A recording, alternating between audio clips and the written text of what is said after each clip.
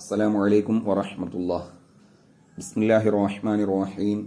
അൽഹംദുലില്ലാഹി റബ്ബിൽ ആലമീൻ വൽ ആഖിബത്തു ലിൽ മുത്തഖീൻ വസ്സലാത്തു വസ്സലാമു അലാ സയ്യിദിനാ മുഹമ്മദിൻ വആലിഹി വസ്വഹ്ബിഹി അജ്മഈൻ. അല്ലാഹുമ്മ ഗ്ഫിർ ലനാ വറഹ്ംനാ വലിവാലിദീനാ വലിമശായിഖിനാ വലിഅസാതീദിനാ വലിമുസന്നിഫി ഹാദൽ കിതാബി വലിജമീഇൽ മുഅ്മിനീന വൽ മുഅ്മിനാത്ത്. പ്രിയപ്പെട്ട മുത്തഅല്ലിമുകളെ, കഴിഞ്ഞ ക്ലാസ്സിൽ അവസാനമായി നമ്മൾ പറഞ്ഞത് വല്ലാഹു യഹ്ദീ മൻ യശാഉ ഇലാ സിറാത്തിൻ മുസ്തഖീം എന്ന ആയത്താണ്.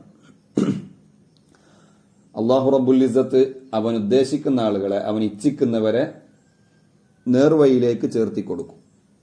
അല്ലാഹു തആല ഉദ്ദേശിക്കുന്ന ആളുകൾക്ക് മാത്രമേ സന്മാർഗം ലഭ്യമാവുകയുള്ളൂ, ഹിദായത്ത് ലഭിക്കുകയുള്ളൂ. ഇനി പറയുന്ന ആയത്തിൽ അല്ലാഹു തആല ഹിദായത്താക്കണം എന്ന് ഉദ്ദേശിക്കാത്ത കപടവിശ്വാസികളായ, പുറത്തേക്ക് ഈമാൻ അഭിനയിക്കുന്ന, ഉള്ളിൽ കുഫ്ർ കൊണ്ട് നടക്കുന്ന മുനാഫിക്കീങ്ങളുടെ ചില നീച പ്രവർത്തനങ്ങൾ അല്ലാഹു തആല വിവരിക്കുകയാണ്. അഊദു ബില്ലാഹി മിനശ് ശൈത്വാനിർ റജീം. ബിസ്മില്ലാഹിർ റഹ്മാനിർ റഹീം.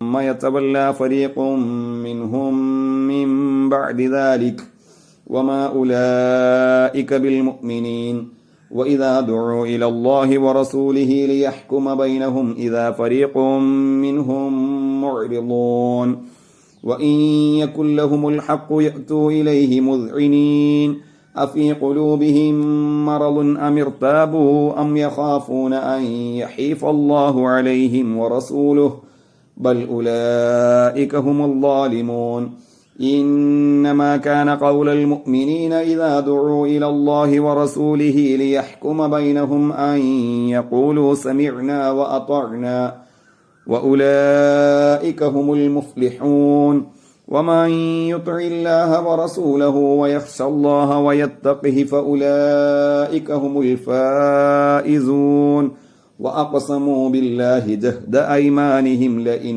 أمرتهم ليخرجن قل لا تقسموا طاعة معروفة إن الله خبير بما تعملون قل أطيعوا الله وأطيعوا الرسول فإن تولوا فإنما عليه ما حمل وعليكم ما حملتم وإن تطيعوه تهتدوا وما على الرسول إلا البلاغ المبين وعد الله الذين آمنوا منكم وعملوا الصالحات ليستخلفنهم في الأرض كما استخلف الذين من قبلهم وليمكنن لهم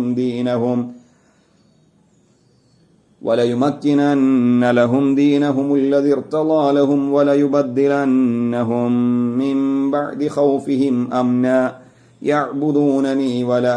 يعبدونني لا يشركون بي شيئا ومن كفر بعد ذلك فأولئك هم الفاسقون. صدق الله العظيم.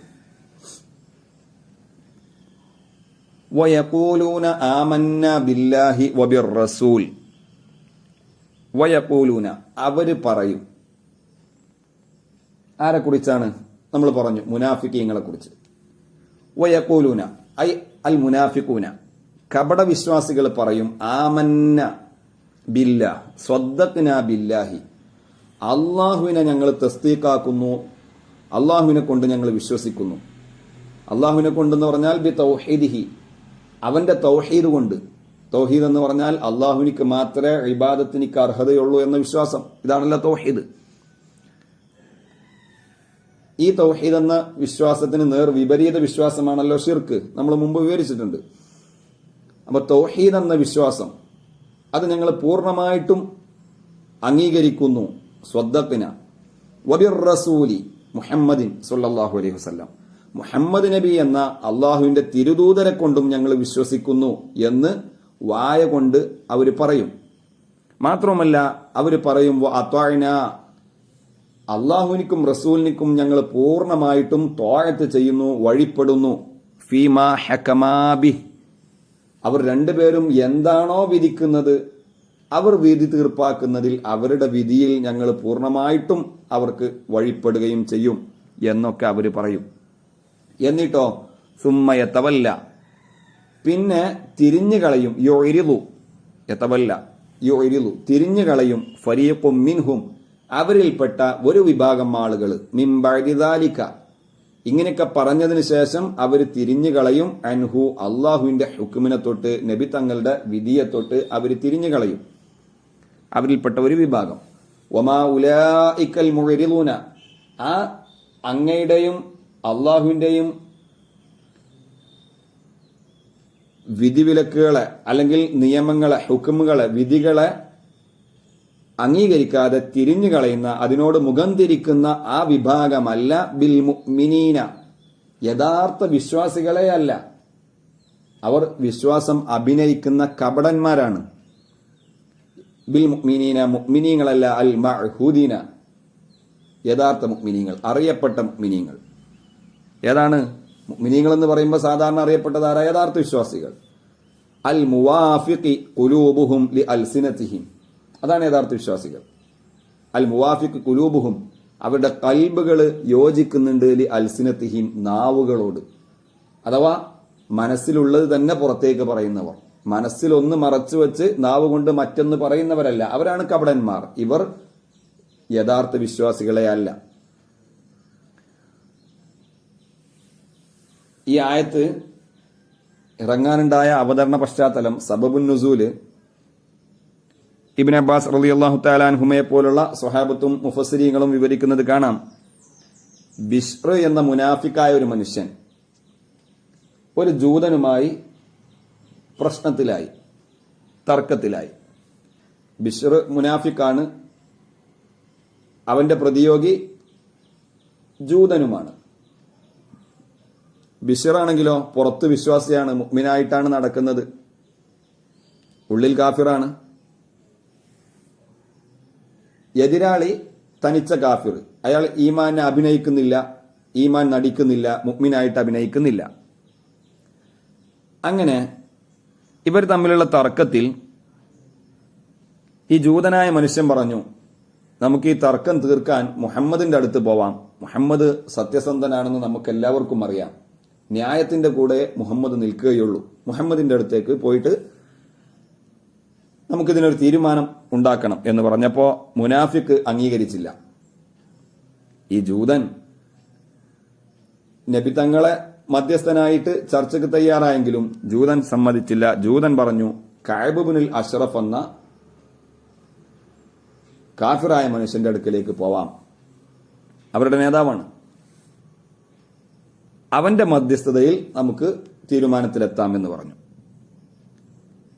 പക്ഷെ ജൂതൻ അതിന് സമ്മതിച്ചില്ല.